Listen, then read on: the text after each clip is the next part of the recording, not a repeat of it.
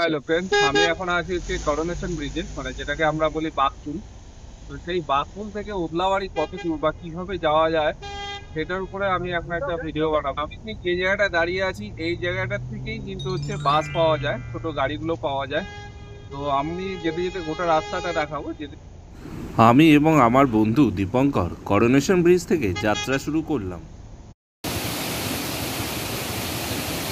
যেতে যেতে হচ্ছে ব্রিজটাকে পার করে বাঁ হাতে কিন্তু এত সুন্দর একটা ঝর্ণা দেখতে পারবেন। এই দেখুন ঝর্ণাটা, ঝর্ণার এই জলটা যেটা হচ্ছে তিস্তা নদীতে গিয়েই পড়ছে।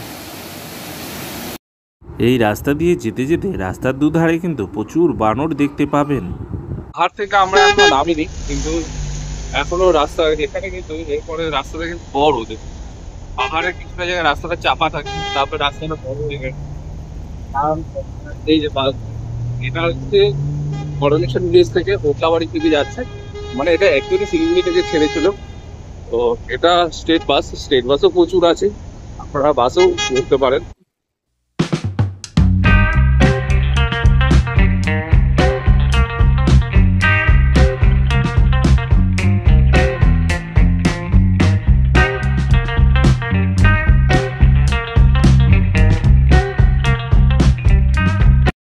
এই রাস্তাটির ডান দিকেই রয়েছে একটি বিএসএফ ক্যাম্প।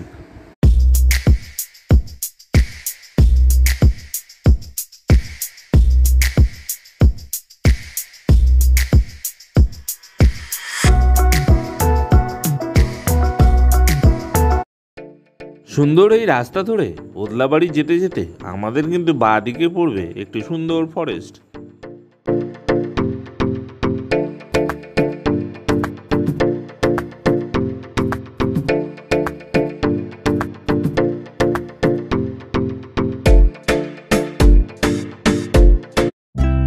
তবে এই রাস্তা দিয়ে যেতে যেতে বলে রাখি, অন্যান্য রাস্তার মতো এই রাস্তায় কোনো রকম জন্তু জানোয়ারের ভয় নেই এবং ছিনতাইকারীদেরও কিন্তু কোনো ভয় নেই।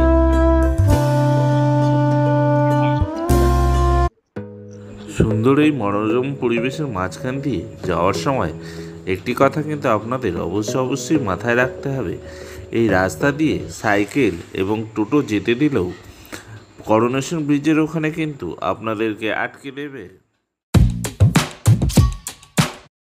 তাই আপনাদের সবার জন্যই বলছি, এই রাস্তায় কিন্তু কখনো বাইসাইকেল অথবা টোটোতে আসবেন না। Our hearts beat to the city streets. We began to feel the fire.